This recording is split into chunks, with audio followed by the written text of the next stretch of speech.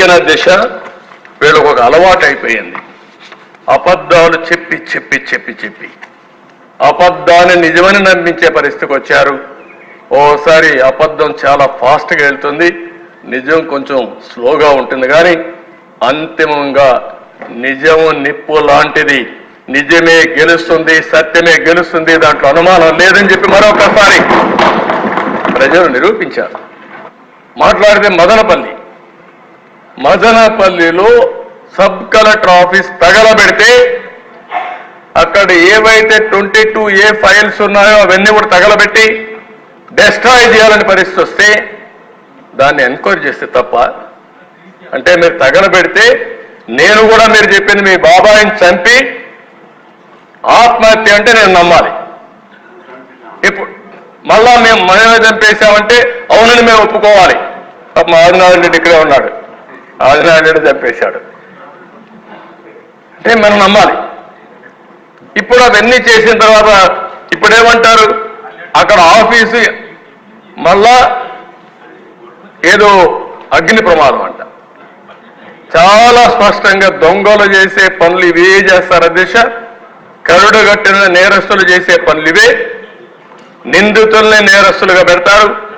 వాళ్ళు చేసిన తప్పులు తప్పించుకోవడానికి అడ్డదుడ్డంగా దాడి చేసే పరిస్థితి వస్తుంది. నేను ఎప్పుడు కూడా పొలిటికల్ విక్టిమైజేషన్ నా జీవితంలో ఎప్పుడూ లేదు. కానీ తప్పు చేసిన వాళ్ళు కావాలని తప్పించుకుని సమాజానికే ఒక సవాలుగా తయారైతే మాత్రం వదిలిపెట్టే సమస్య ఉండదు. న్యాయం ధర్మం కోసం ప్రజలు ఎన్నుకున్నారు. ఆ న్యాయం ధర్మాన్ని కాపాడడానికి సర్వ విధాల ప్రయత్నం చేస్తానని చెప్పి మీకు అందరికీ తెలియజేసుకుంటూ నేను మళ్ళీ అడుగుతున్నా ఈ సభ ద్వారా, ఏమాత్రం విశ్వసనీయత ఈ వైఎస్ఆర్ కాంగ్రెస్ పార్టీకి ఉంటే, అది ఒక రాజకీయ పార్టీగా ఉండాలనుకుంటే 36 పేర్లు పంపించండి. 36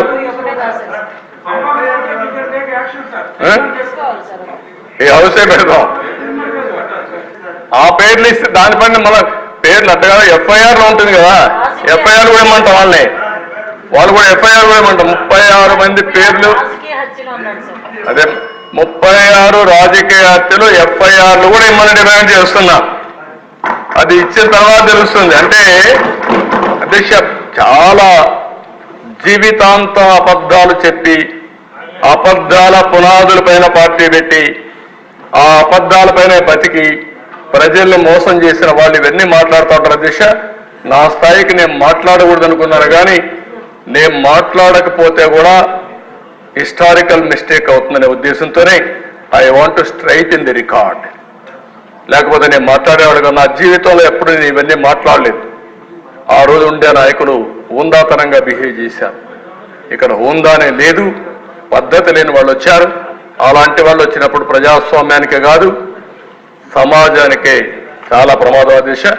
అందుకే నేను కోరుతున్నా, చేసిన డ్యామేజ్ చాలా చేశారు, కానీ మనందరి మీద బాధ్యత ఉంది. వాళ్ళు చేశారు కాబట్టి మేమేం చేయలేమంటే మనల్ని ప్రజలు అప్రిషియేట్ చేయరు.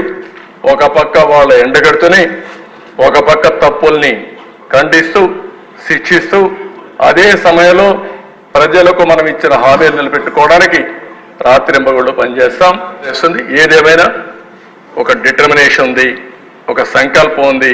తప్పకుండా మళ్ళీ దీన్ని సరిదిద్దామనే నమ్మకం నాకుందని చెప్పి తెలియజేసుకుంటూ, చేస్తామని చెప్పి తెలియజేసుకుంటూ, ప్రజలు పూర్తిగా అవగాహన చేసుకోండి, సహకరించమని ప్రజలందరూ కోరుకుంటూ మీ దగ్గర సెలవు తీసుకుంటున్నాను.